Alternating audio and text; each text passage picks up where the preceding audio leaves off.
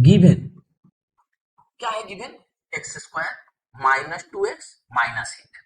ये मेरा पोलिनोमियल है। पोलिनोमियल का फॉर्म कैसा होता है? P X is equal to A X square plus B X plus C.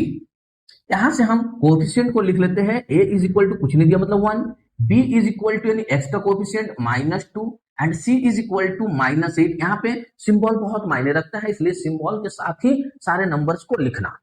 What it समझ में आया? अब हम ऐसा करते हैं कि इस पोलिनोमियल का फैक्टराइजेशन कर लेते हैं। फैक्टराइजेशन ऑफ, तो फैक्टराइजेशन ऑफ पोलिनोमियल यानी कि P x x square minus 2x minus 8 का क्या करेंगे? फैक्टराइजेशन में एक्स स्क्वायर और -8 को लिख लेंगे, मिडिल टर्म को हटाना है -2, पहला और लास्ट को हम मल्टीप्लाई करेंगे यानी कि -8 और x को मल्टीप्लाई करेंगे तो क्या आएगा?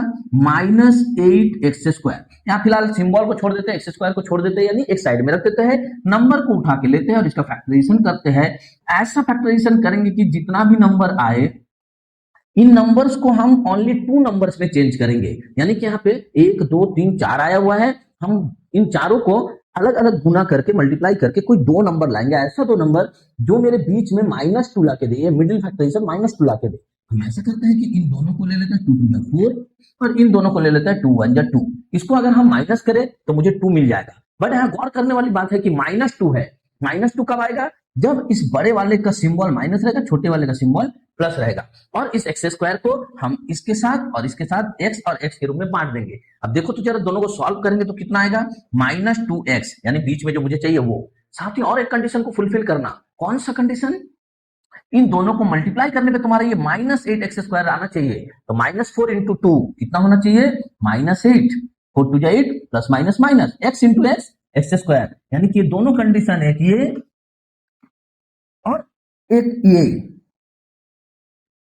तुम्हारा फुलफिल होना चाहिए, ये ध्यान में रखना है भाई।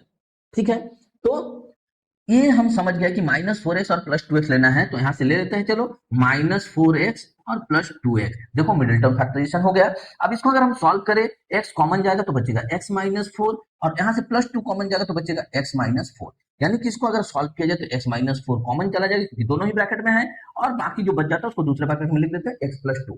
यहाँ पे खेल स्टार्ट होता है। जैसे ये फैक्टराइजेशन करेंगे px का, यानी कि ये मेरे पास था px, तो px का वैल्यू ऑलवेज 0 निकलेगा। मैंने ये कहा था तुम्हें पहले, जीरोस निकलेगा। यानी कि यहां से अगर हम सॉल्व करें तो एक बार x का वैल्यू 4 निकलेगा एंड एक बार x का वैल्यू -2 निकलेगा, जिसको हम अल्फा एंड बीटा कहेंगे। एक वैल्यू को हम अल्फा कहेंगे, एक वैल्यू को हम बीटा कहेंगे। अब ध्यान से देखो कि इसको हम अल्फा कह लेते हैं, therefore alpha is equal to 4 and therefore beta is equal to -2। Alpha और बीटा मेरा 2 निकल गया। हम एक काम करते हैं, इसको पहले हटा देते हैं। अब जो है हमारा अल्फा और बीटा निकल गया है, और यहां हमसे कहा गया है वेरीफाई द रिलेशनशिप बिटवीन। ये तो मेरा आंसर हो गया, जो x का जीरोस निकल गया, पॉलिनोमियल का जीरोस निकल गया। अब ध्यान से देखो, वेरीफाई करेंगे इसको। कैसे वेरीफाई करेंगे? वेरीफाई कैसे? तो भैया एक काम करते हैं, अल्फा प्लस बीटा निकाल लेते हैं। अल्फा प्लस बीटा क्या होगा? 4 प्लस -2 कितना निकलेगा? 2। अब दोबारा हम कोएफिशिएंट से अल्फा प्लस बीटा निकालते हैं, तो -b/a, तो माइनस b का क्या वैल्यू है? -2, तो यहां पे लिख लेंगे -2 डिवाइडेड बाय a का क्या वैल्यू है? 1, तो ये 1 लिख लेंगे। अब देखो तो माइनस माइनस +2 बाय 1 मतलब 2, ये निकला सेम, तो ये हो गया वेरीफाइड। अब अल्फा इंटू बीटा क्या होता है? c/a। ये फॉर्मूला मैंने ऑलरेडी सिखा के रखा हुआ है।